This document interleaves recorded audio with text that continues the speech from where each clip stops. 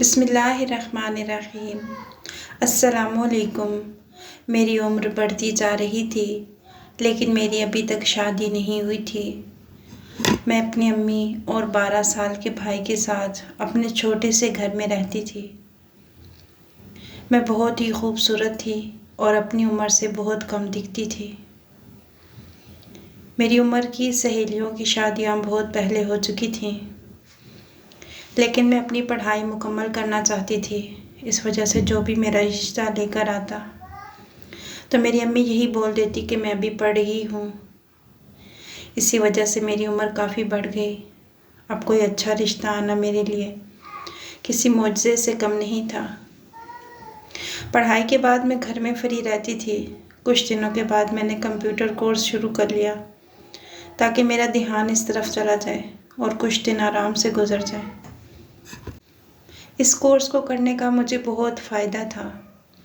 मेरा वक्त भी गुजर जाता था, लेकिन वो कोर्स भी बस सिर्फ 2 ही महीनों का था।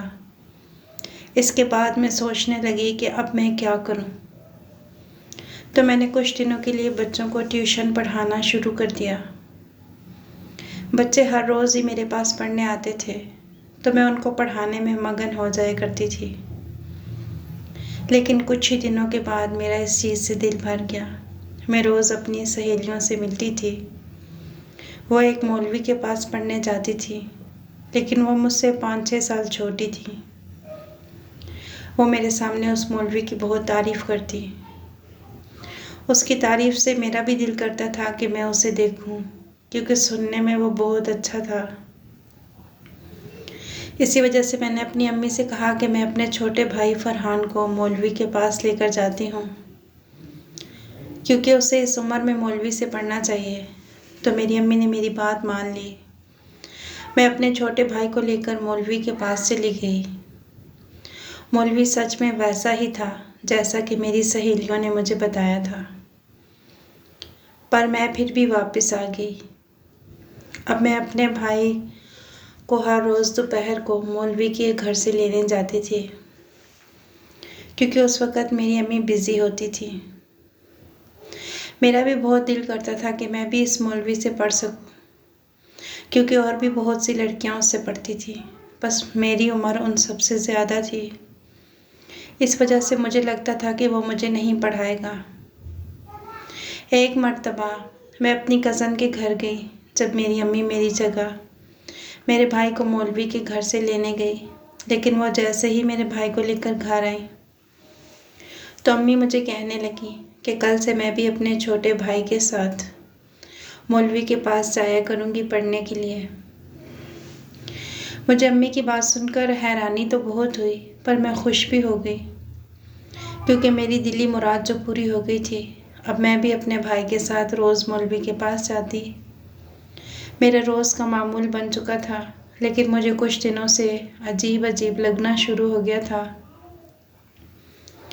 क्योंकि वो मौलवी बच्चों के साथ बहुत ज़्यादा मजाक किया करता था। बच्चों को तो वो मजाक बिल्कुल समझ नहीं आता था, लेकिन मैं वो मजाक समझ लेती थी। लेकिन मैं चुप ही रहती, जल्दी से अपना सबक सुना देती और अपने छोटे भाई का इंतज़ार करती। दिन ऐसे ही गुजरने लगे थे। एक दिन मौलवी ने मेरी अम्मी से कहा कि वो हमेशा हमें रात को 8 बजे भेजा करें, क्योंकि दिन के वक़्त वो मसरूफ़ होता है। पहले तो अम्मी ने मुझे भेजना छोड़ दिया, क्योंकि रात के वक़्त मेरा घर से बाहर निकलना बंद था। पर कुछ दिनों के बाद मौलवी ने अम्मी को कहा कि घबराने की कोई ज़रूरत नहीं, वो मुझे भी 8 बजे भेज सकती हैं। तो अम्मी ने उसकी बात का यकीन कर लिया और अम्मी मुझे भी 8 बजे फरहान के साथ भेजने लगी। हम दोनों ही 8 बजे जाते थे और रात को 9 बजे तक पढ़कर वापस आ जाते। फरहान को सबक लेट याद होता था, इसलिए मुझे उसका इंतज़ार करना पड़ता। बाकी सब बच्चे पढ़कर चले जाते थे और मैं अकेली उसका इंतज़ार करने लगती। एक दिन मौलवी ने मुझे अपने पास बुलाया और कहने लगा कि उससे मुझसे कोई बहुत ज़रूरी बात करनी है, इसलिए मैं उसकी बात सुनने के लिए उसके रूम में आऊँ। मेरा भाई तो सबक याद कर रहा था, लेकिन मैं उसके रूम में चली गई। जब उसने मुझे अपने पास बैठने को कहा तो मैं पहले तो हैरान हुई कि वो क्या चाहता है, लेकिन फिर मैं उसके पास चली गई और वह मुझे घूर कर देखने लगा। मैं उस वक़्त बहुत पछताई कि काश मैंने वो सूट उस दिन ना पहना होता, क्योंकि वो बहुत ज़्यादा फिटिंग में था। मैंने जल्दी से अपना दुपट्टा सेट कर लिया और फ़ौरन से बाहर निकल आई। इस्लाम हमें पर्दे का हुक्म देता है। इतनी बड़ी लड़की को उसकी माँ को मौलवी के पास पढ़ने नहीं भेजना चाहिए था। मुझे अब उस मौलवी से डर लगने लगा था। मैंने जल्दी से अपने छोटे भाई को साथ लिया और वहाँ से वापस जाने लगी। मेरे जहन में वही सीन चल रहा था। मुझे रात को सुकून की नींद भी ना आई।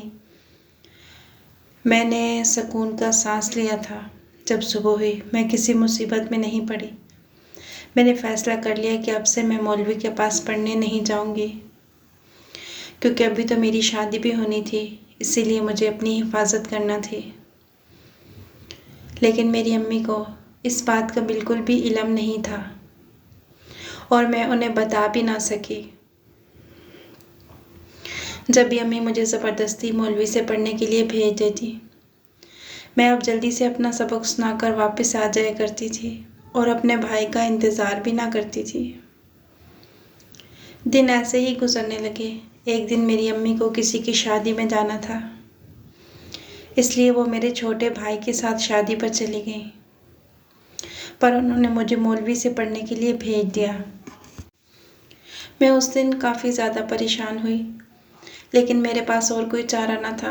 जब भी मैं मौलवी से पढ़ने के लिए चली गई, शाम का वक्त था, सब बच्चे बारी बारी पढ़कर चले गए, पर मौलवी ने मुझसे कोई सबक ना सुना। मैं बहुत ही ज़्यादा हैरान हुई। जब भी मैं उसे सबक सुनाने के लिए जाती तो वो मुझे फिर से लाइन में लगा देता। सब बच्चे अपना सबक सुनाकर वापस घर चले गए, अब सिर्फ मैं ही रह गई थी। जब मौलवी साहब ने मुझे अपने रूम में बुला लिया, मैं भी उनकी बात मानकर उनके पीछे चली गई। मैंने कहा पता नहीं क्या कहेंगे। उस दिन बाहर वैसे भी बहुत सर्दी थी, लेकिन मेरा मौलवी साहब की बात मानना मेरी सबसे बड़ी गलती साबित हुई, क्योंकि इसके बाद जो कुछ हुआ वो मेरी ज़िंदगी का सबसे घिनौना और बुरा ख्वाब था। मेरे वहमो गुमान में भी ना था कि वो मौलवी मेरे साथ कुछ बुरा करेगा। उसने मुझे ज़बरदस्ती वो सब करने को कहा जो मैं बिल्कुल भी नहीं जानती थी। मैंने उससे दूर होना चाहा, पर वह मुझे कहने लगा अगर मैंने ये सब ना किया तो वो मुझे घर जाने नहीं देगा। मैं अब बुरी तरह फंस चुकी थी। अगर मैं उस रात घर ना आती तो मोहल्ले में मेरी बदनामी की खबर फैल जानी थी। मैंने उस मौलवी से कहा कि मुझे छोड़ दे और मुझे गंदा ना करे। मैं अब तक इस चीज़ से बची हुई थी, क्योंकि इस सब का हक एक ही इंसान को था जिसने मेरी ज़िंदगी में आना था। पर मौलवी की आंखों में मुझे देखकर और भी चमक और गंदगी आना शुरू हो गई। मैंने चिल्लाना शुरू कर दिया, लेकिन उस घर में मौलवी और मेरे अलावा और कोई भी नहीं था। मैंने दिल में सोचा कि काश मेरा भाई आज मेरे साथ होता तो ये सब बिल्कुल ना होता। मैंने उसके घर से भागने की कोशिश की, लेकिन उसने मुझे दोबारा पकड़कर घसीट लिया। मैं पूरी तरह उसके रहमो करम पर थी। मैंने गुस्से में आकर उसके मुंह पर एक थप्पड़ लगाया। मेरी इस हरकत की वजह से वो मौलवी बहुत गुस्सा हुआ और उसने मुझे बेड पर धक्का दे दिया। मैंने बहुत चीख पुकार की, पर उस रात मुझे कोई भी बचाने वाला नहीं था। मौलवी ने जी भरकर अपनी हिवस पूरी की और मेरी परवाह किए बगैर उसने मुझे गंदा कर दिया। कुछ देर के बाद जब वो पीछे हटा तो मुझे भागने की हिम्मत मिली, पर मेरे लिए चलना महाल था। मैं फ़ौरन ही अपने घर की तरफ भागी।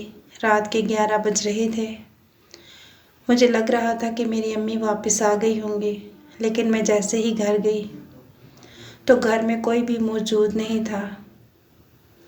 मैंने जल्दी से पानी पिया, अपना सांस बहाल किया। मेरी हालत बहुत ज़्यादा ख़राब हो गई थी और मेरे कपड़े भी जगह जगह से फट चुके थे और इस हरकत का सबूत पेश कर रहे थे। मैंने फ़ौरन ही अपने कपड़ों को तब्दील किया। मेरा दिल चाह रहा था कि मैं इन कपड़ों को जला दूं। मैं नहा धोकर छत पर आ गई थी। उन कपड़ों को मैंने जला दिया था और अपने अंदर के गुस्से की आग को इस हरकत से ख़त्म किया। कुछ देर मैंने खुली हवा में सांस लिया। जब भी मुझे ऐसे लगा जैसे घर में कोई आया हो, मैं फ़ौरन नीचे आ गई। अम्मी वापस आ गई थी। वो मुझे देखकर हैरान थी कि मैं इतनी सर्दी में ऊपर छत पर क्या कर रही थी। मैं अम्मी के गले लगकर फूट फूट कर रोने लगी और मैंने उनसे कहा कि आज के बाद मैं उस मौलवी के पास बिल्कुल नहीं जाऊंगी। पर अम्मी मुझसे पूछती रही कि मैं उन्हें ना जाने की कोई वजह तो बताऊं, लेकिन मैं उन्हें कुछ ना बता सकी। मेरे पास वो अल्फाज नहीं थे। अब मैं घर पर ही रहने लगी। इस बात को 1 साल गुजर चुका था। 1 साल के बाद मेरी बहुत अच्छी जगह मंगनी हो गई और कुछ अरसे के बाद मेरी शादी होने वाली थी। पर मैं चाहकर भी वो रात नहीं भुला पाई थी। मुझे बहुत डर था कि अगर मेरे होने वाले शौहर को पता चल गया कि मेरे साथ पहले क्या हो चुका है तो मेरी ज़िंदगी बर्बाद हो जाएगी। लेकिन मैंने फिर भी भरोसा किया और शादी की तैयारियां शुरू कर दी। कुछ अरसे के बाद मुझे उस मौलवी के बारे में ख़बर मिली कि उसको किसी जुर्म की वजह से पकड़ा जा चुका है। मैं इस खबर पर बहुत ही खुश हुई थी और मुझे सुकून मिल गया था। अब मुझे पता चला था कि उसने मेरे अलावा भी काफ़ी लड़कियों को ज़्यादती का निशाना बनाया था और उनके साथ ज़बरदस्ती की कोशिश की थी। किसी लड़की ने उसको पुलिस के हवाले किया था। मेरी यही कोशिश थी कि उस मौलवी को सख्त से सख्त सज़ा हो कि आइंदा वो किसी के साथ भी ये सब करने की हिम्मत ना कर सके। दिन ऐसे ही गुजरने लगे और मेरी शादी के दिन और भी करीब आते जा रहे थे। अब मैं पिछला सब कुछ भूल के आगे बढ़ना चाहती थी और ऐसा ही हुआ था। मेरी आगे आने वाली ज़िंदगी खुशियों से भरी हुई थी। जो असल मौलवी होते हैं और असल दीनी और इस्लाम पर चलने वाले लोग होते हैं वो ऐसी हरकत बिल्कुल नहीं करते। जो कोई ऐसी हरकत करता है वो नाम नेहाद भेड़िए बने होते हैं दीन के नाम पर। इसलिए माँ को चाहिए कि वो अपनी बड़ी बेटियों को कभी भी किसी नामहरम के साथ पढ़ने के लिए ना भेजें और अपनी बेटियों की इज़्ज़त की हिफाजत करें। अगर मेरी इस बात से आप मुत्तफ़िक हैं तो कमेंट करके ज़रूर बताइएगा। अगली वीडियो तक के लिए अल्लाह हाफ़िज़।